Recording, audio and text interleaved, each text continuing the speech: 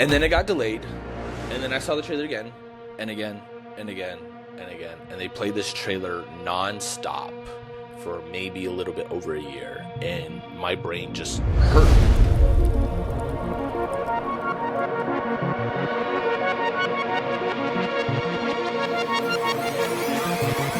Good evening, ladies and gentlemen. Welcome back to The Critics. I am your host, as always, Isaac Joel. And today we're going to be talking about the latest film directed by Bong Joon-ho, Micky 17. This film stars Robert Pattinson, Naomi Ecki, Steven Yeun, Mark Ruffalo, Toni Collette. This is a big, massive, unstoppable cast, really. And when you look at a film like this, it has every possibility to be a blockbuster hit, something that everybody should be going, checking out, and talking about. But for whatever reason, nobody is talking about Micky 17. Why is that? I think that is kind of more fascinating than the movie in itself. I've had a chance to watch the movie a couple of days ago. I was not too crazy about it. I will dive a little bit more into what worked for me and what didn't work for me. And I even plan on checking out a second viewing later tonight because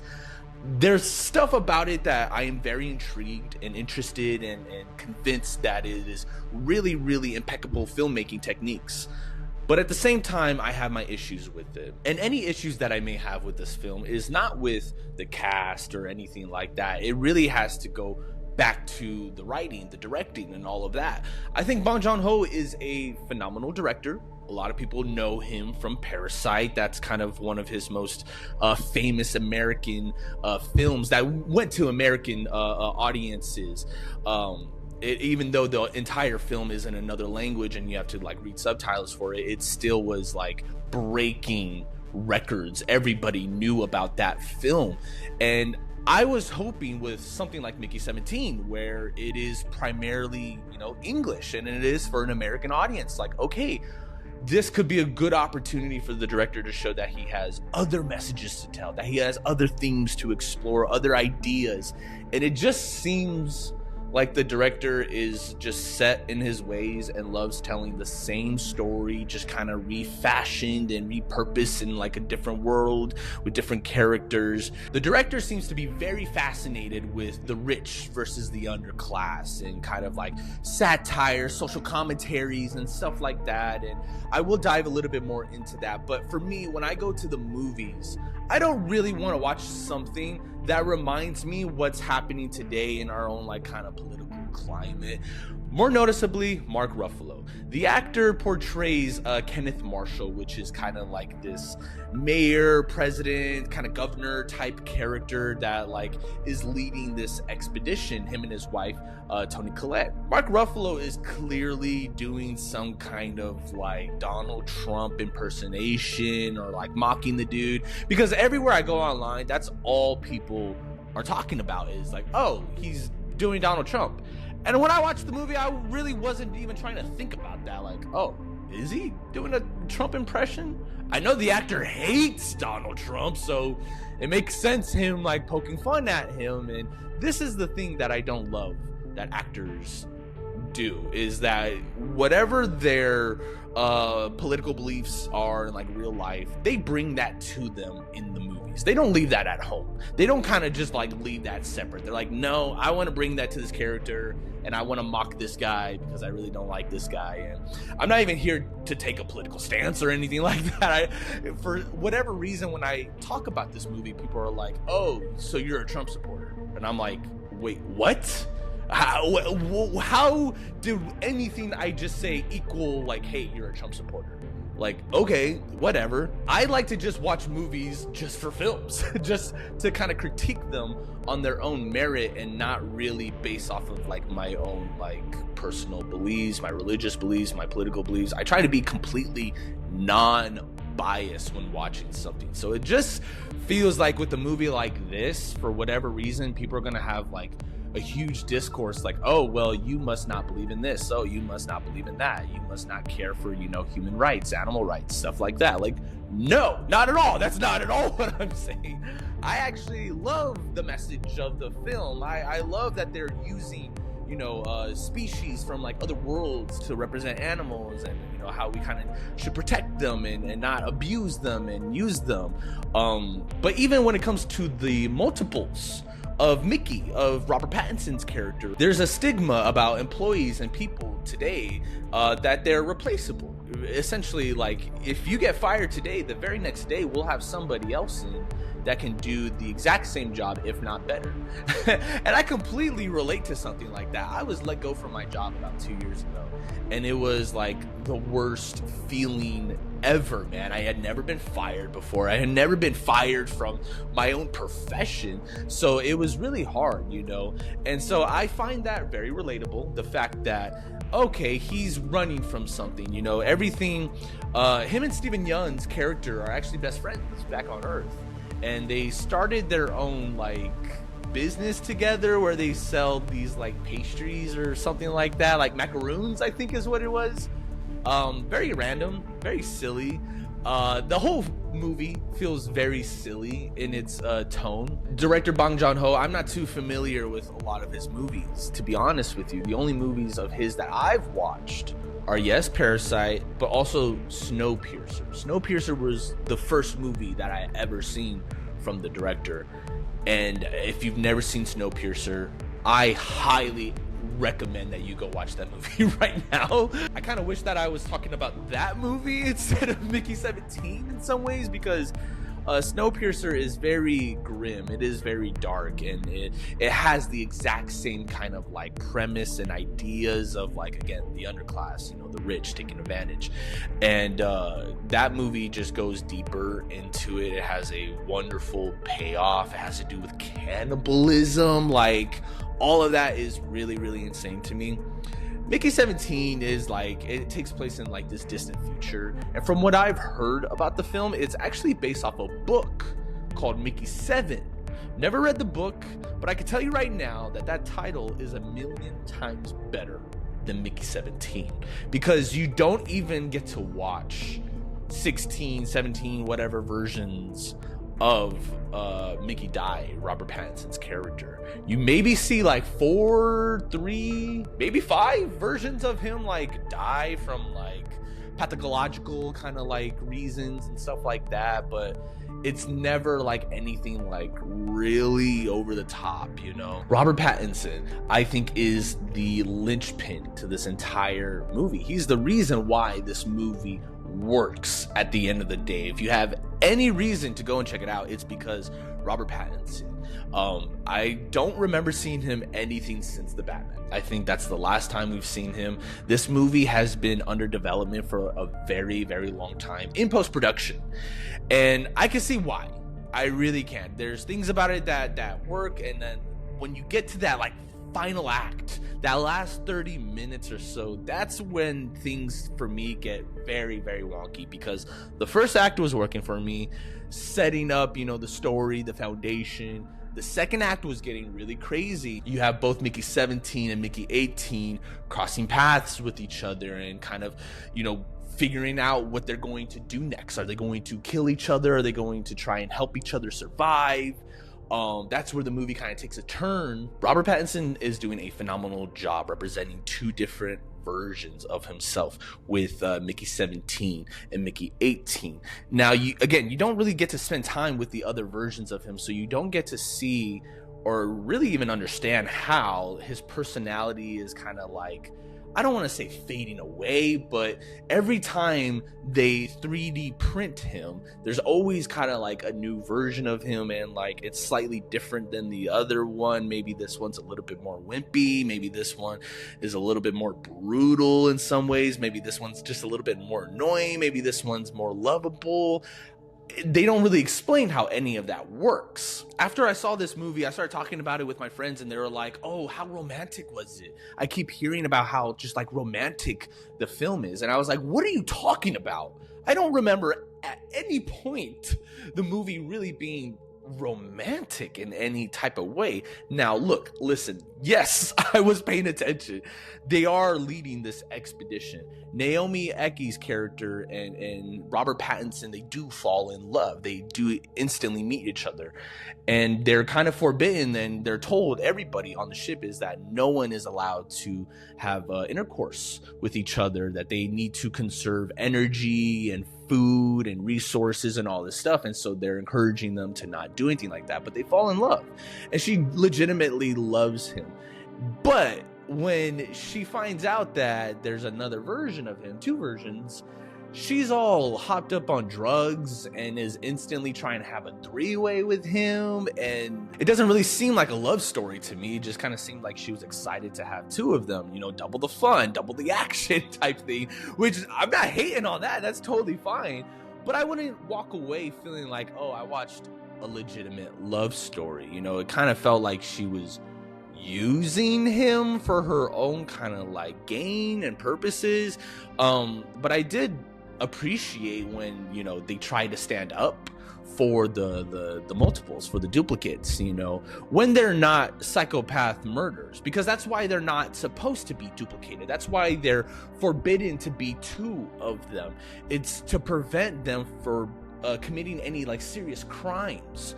You know, while one gets an alibi, the other one can be off murdering people. The technology is just not useful for Earth. And so there's a lot of religious and kind of like I think therapeutic even beliefs from doctors and people like that don't believe in what they're doing with this technology. And so that's where Mark Ruffalo's character kind of comes in and steps in before the board, before Congress, and is like presenting like, hey, what if we lead an expedition, we take them, and anybody can sign up for this program as they choose to, and they will become just kind of like replacements. You know, whenever one dies, the other one will take their place, and they can do the jobs. And in theory, that sounds, it makes complete sense. It does.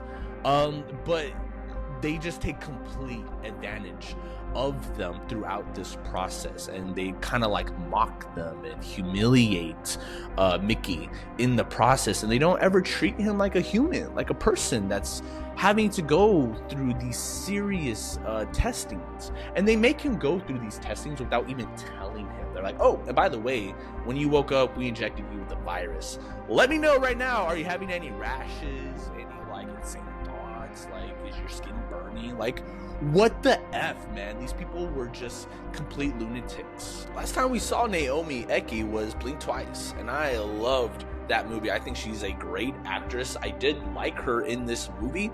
I just wasn't crazy about her actual character and what she was doing. She never really felt like she was doing something right, like she was protecting people. It just kind of felt like she was being selfish, and she just wanted something for herself, and was kind of like using this to kind of help build her own like reputation. I don't know. Maybe I'm completely wrong in that. Steven Yeun's character was really, really good. You knew that he was just someone that would just use and abuse his best friend, that would take advantage of him. And everybody takes advantage of Micky. The fact that he can be reprinted, the fact that he can come back, everyone is willing to kind of sacrifice Micky instead of their own lives. Their lives matter way more than his. His doesn't matter as much. And that's where the movie gets heartbreaking. That's where it gets interesting, I think. When I first saw the trailer to Mickey 17, I thought, wow,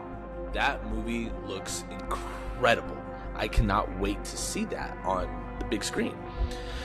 And then it got delayed, and then I saw the trailer again, and again, and again, and again, and they played this trailer non-stop for maybe a little bit over a year, and my brain just hurt. After seeing it so many times, I was like, you know what? I'm kind of over this movie. And by the time I see it, if it's not a freaking masterpiece, I'm going to lose my mind. If a movie gets delayed, that's totally fine by me. I don't mind movies needing to be pushed out because they need to do reshoots. They need to do pickup shots. They want to work more on the editing. I don't care about that. That doesn't bother me. I'm not like, oh, it's a bad movie because it's getting delayed. No, it could actually be way better because it's being delayed.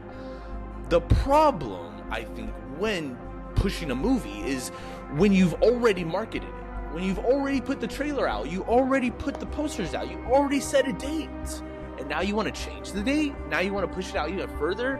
Good luck keeping your audience's attention. I'm gonna be honest with you guys, I completely forgot about this movie. It came out and my friend was talking to me about it. I was like, oh my god, I completely forgot that was coming out, because the marketing was just kind of just horrible. At the end of the day, it really was bad. It was non-stop, couldn't remember the date, and they were always playing that song by Frank Sinatra, Ain't That a Kick in the Head. And man, by the end of this movie, I just wanted to be kicked in the head. I was completely over Micky 17. Why? I would have walked away from this movie completely satisfied if it hadn't been for those last 5 minutes where I kind of just shrugged my shoulders and had no idea what was going on and what any of it was equivalating into. It kind of just ends and you're like, okay, fine, thank God I get to get out of here now. And I'm telling you right now, the first act, the second act completely worked for me. I loved it. I thought it was telling some really interesting points. I think the set design is impeccable. The entire structure of the movie is really well. I do enjoy the pacing of it, the high stakes. Mark Ruffalo is giving a extremely zany performance, and I don't really know how I feel about it. I think he's a good actor.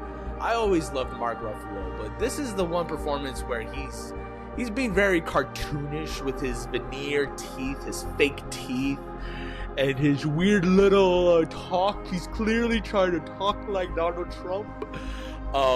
It's hilarious. Sure, he's trying out his little SNL bits in this, and you know, I just didn't want to watch a straight up satire. I was hoping to walk away with a real heartfelt message, and I didn't. I really just didn't. I thought the sci-fi aspects were insane. I don't really have a whole lot to say about Micky 17, and I'm struggling really to kind of figure out why I feel this way. I think I had higher expectations from the director, a movie that was pushed back and back so much. I think the anticipation was just building up even more, that by the time I went to go see it, it just didn't live up to any of those expectations. Overall, I think Micky 17 is a beautiful sci-fi experience that does suffer from a lot of narration. 100% of the film is entirely narrated. You're hearing the inside thoughts of Micky 17, who is your main protagonist, and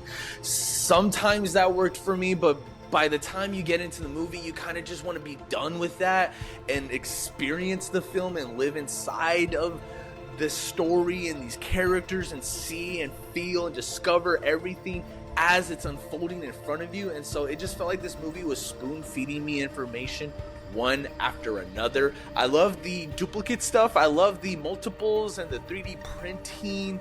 And there was an insane scene with Micky 17 and Mark Ruffalo's character where they're having a dinner moment, and they're kind of feeding him, and he thinks he's like dining out, and he hasn't eaten in a long time, and he discovers that they've essentially like fed him like poison, and he's like having this horrible like attack, and they're deciding whether they need to kill him or not, and he's like, no, I'm okay, just give me a second. They're like, no, it's okay, we'll 3D print you again. It's a hilarious moment, and I think that scene really honestly defines and encapsulates the entire movie in the message and the themes that it's trying to portray. I just felt like when it got down to the final act, it kind of completely lost me, and I was just kind of checked out by the end of it all. I was hoping for a more satisfying, concluding story, but it just felt very open-ended, and I didn't really know and understand what Bong Joon-ho was trying to do at the end of the day. Is he just trying to mock and make fun of, you know, American politicians and stuff like that? If that's kind of like what he's into, then totally fine, cool, man. I like to go to the movies to escape, to have a good time, watch some cool sci-fi action, get into the story, and then, you know, go back to reality. And so it just feels like this movie is really wanting to remind you of everything going on in reality, and I don't mind that at a certain point, but at the end of the day, I am just kind of going to the movies to escape. In conclusion, I'm going to rate Mickey 17 7 out of 10. I think that's a fair rating, to be completely honest. I don't think it's a terrible movie. I don't think it's the best film of the year, not by a long shot. I am very curious to hear what it is you think about the film. Please let me know in the comments below. And as always, I have been your host, Isaac Joel. I'll catch you next time.